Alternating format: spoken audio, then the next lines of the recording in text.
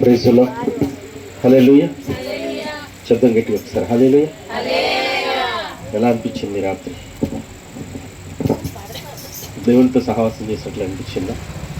అన్నయ్య అన్నట్లుగా నా కుమారుడా అని ఫస్ట్ పిలిచినప్పుడే తెలియని ఒక అనుభూతి మనసులో నుంచి అక్కడ నిజంగా అంత భాగ్యం ఉందా, అంత అర్హులేనంటామా మేము, నిజంగా భలే ఉందా మాట. నా కుమారుడు అంటే నన్నే పిలుతున్నట్టు అనిపించింది, నాకు చూస్తేనే ఏ అర్హత లేదు. మళ్ళీ రెండోసారి అన్నయ్య అన్నప్పుడు చాలా సంతోషం అనిపించింది. దేవుడికి స్తోత్రం కలిగిందా. ఎందుకంటే ఆయన పిలిచి మాట్లాడుతున్నాడు, చంటిపిల్లలు కూర్చొని చెప్తున్నాడు, లాలించి కూర్చోబెట్టి చెప్తున్నట్లు అనిపించింది. నాకైతే చాలా సంతోషం అనిపించింది. కానీ కొన్ని విషయాలు చూస్తుంటే, మన చుట్టూ కనపడిన విషయాలు చూస్తుంటే బాధ కూడా కలుగుతూ ఉంటుంది. మాతో పాటు కొంతమంది చేస్తూ ఉంటారు, చిన్న పిల్లలు యవనస్తులు అనమాట. వీళ్ళు ఏం చేస్తారంటే తాగనోడిని వీడు కూడా తాగుబోతుంది చూపించడానికి వీడిని వాళ్ళతో పాటు తీసుకెళ్తారనమాట.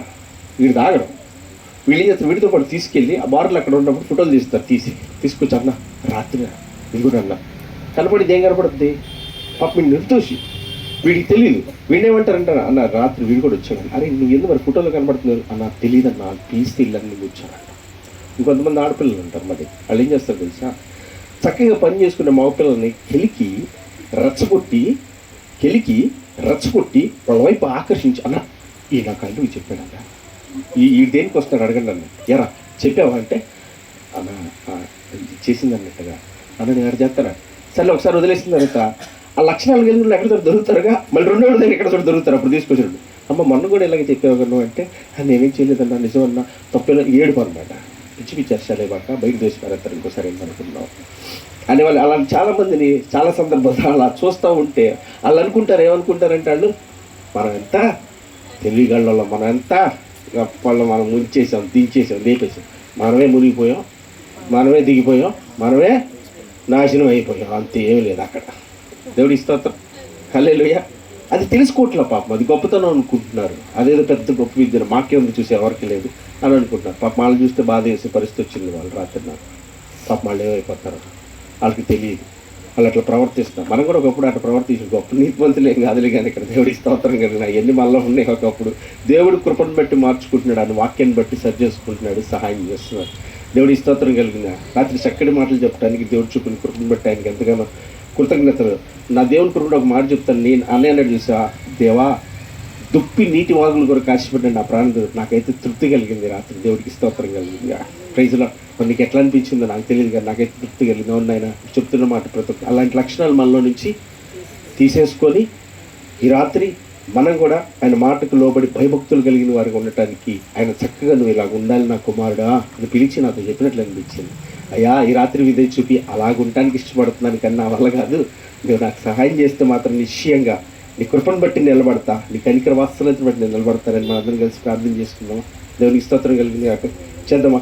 అట్లాగ ఉండాలని ఆయన ప్రేమించి నా కుమార్తె నా కుమారుడా మీరు వాళ్ళు ప్రేరేపించినప్పుడు వాళ్ళని చూసి, ఆ లోకస్తులను చూసి, ఆ లోకంలో ఉన్న పరిస్థితులను చూసి, ఆ లోకంలో ఉన్న స్థితిగతులు చూసి మోసపోయి వాళ్ళలాగా ప్రవర్తిస్తూ, వాళ్ళలాగా ఆలోచన చేస్తూ, వాళ్ళలాగా బిహేవ్ చేసి నువ్వు నాశనం అయిపోతున్నావు తెలుసుకో, నువ్వు పాడైపోతున్నావు తెలుసుకో, నువ్వు పడిపోతున్నావు తెలుసుకో, అటు వాటిని ప్రేరేపించిన నువ్వు వెళ్ళబాక, అట్లాంటి క్రియలు చేయబాక, అలాంటి తలంపులు నువ్వు వెళ్ళబాక, నేను హెచ్చరిస్తున్నావునయ్యా.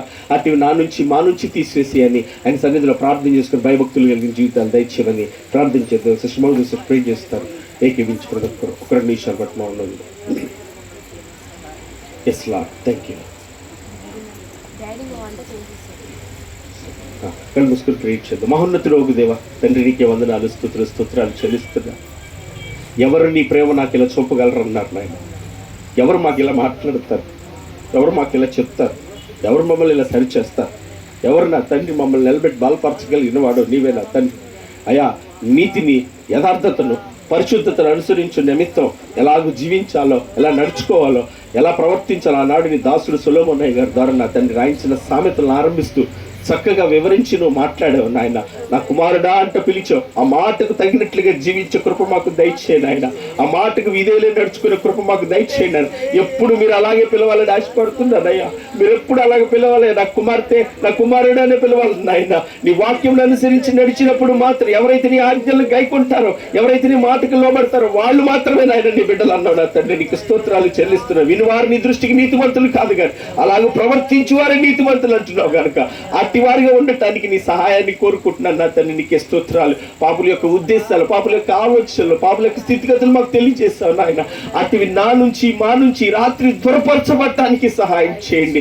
మన పాపములు మనం ఒప్పుకొని అలా నమ్మదగిన వాడు నీతిమంతుడిగా సమస్త దుర్నీతి నుంచి మమ్మల్ని విడిపిస్తానని వాగ్దానం చేశావు నా తండ్రి.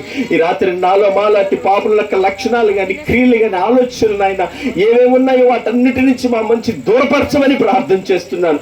అట్టి మా నుంచి తీసివేయమని ప్రార్థన చేస్తున్నాను. అట్టి మా నుంచి తొలగించమని ప్రార్థన చేస్తున్నాను నా తండ్రి. నాయన ఎల్లవెల్ల నీతిని, న్యాయమును, యథార్థతను, పరిశుద్ధతను కాపాడుకున్నట్లో ఆసక్తి కలిగిన తండ్రి నాయన, తృష్టి కలిగిన వారి ఉండటకు సహాయం చేయండి. నీ దాసుని నిలబెట్టుకొని మాకు అనేక విషయాలు నేర్పిస్తూ వస్తున్నారు నా తండ్రి. వాటన్నిటిని బట్టి కృతజ్ఞతాస్తుతులు మీకు చెల్లిస్తున్నాను నా తండ్రి.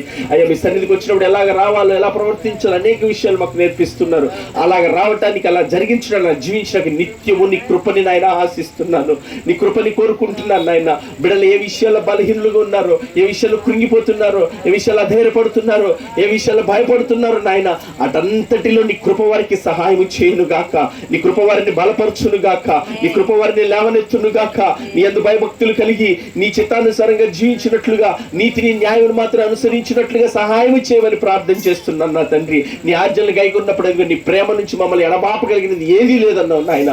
కరువైనను, కాటకమైన, వస్త్రహీనతను, లోతైన, ఎత్తైన, ప్రధానమైన, రాజులేని ఎవరును నా ప్రేమ నుంచి నేను వేరు చేయలేరన్నారు నా తండ్రి. అటు నీ వాక్యమును జాగ్రత్తగా అనుసరించి నడిచేవారిగా, నీ అందు భయభక్తులు కలిగి జీవించేవారిగా, ప్రతిదినము నీ వాక్యాన్ని ధ్యానించేవారిగా, నీ వాక్యానుసారంగా జీవించడం మరింత ఎక్కువగా ప్రార్థించే బిడ్డలుగా, ప్రవర్తన విషయంలో నాయన నిన్ను పోలి కనపరిచేవారిగా మేమందరం ఉండుటకు సహాయం చేయమని ప్రార్థన చేస్తున్నాను నా తండ్రి. మా మాటలు, మా తలంపులు, మా ఆలోచనలు, మా క్రియలన్నీ నాయన పరిశుద్ధపరిచిన ఆయన నీ వాక్యానుసారంగా ఉండుటకు సహాయం చేయమని బిడ్డల కుటుంబాల్లో నాయన వారు చేస్తున్న పనుల్లో, వారు చేస్తున్న చదువుల్లో, వారు చేస్తున్న ఉద్యోగాల్లో, వారికి ఉన్నటువంటి అంతటిలో మీ కృపతోడే ఉంచండి. ఆ స్థలాల్లో మీ నామ మహిమార్థం మీ అందరూ జీవించుటకు సహాయం చేయండి.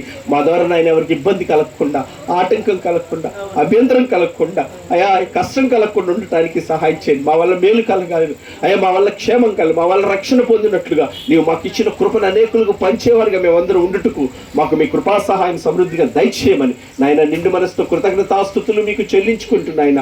వాక్యమిత్తిని దాసుని బట్టి మాకు ఇచ్చిన మీ కృపని బట్టి నీకు స్తోత్రాలు. ఇంకా నువ్వు బలపరిచి మంచి ఆరోగ్యం ఇచ్చి, నీ ఆత్మాభిషేకం ఇచ్చి, నీ పనులు, నీ పరిచయలు ఇంకాను నీ చిత్తానుసారంగా వాడబట్టు సహాయం చేయండి. తన ప్రయాణం అంతట్లో నీ కృపతో నడిపిస్తున్నావు నాయన.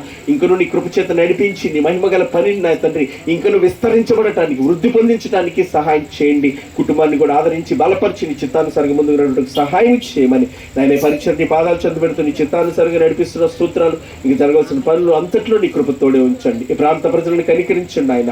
సంఘం దీపస్తంభం అన్నావు నా తండ్రి నాయన.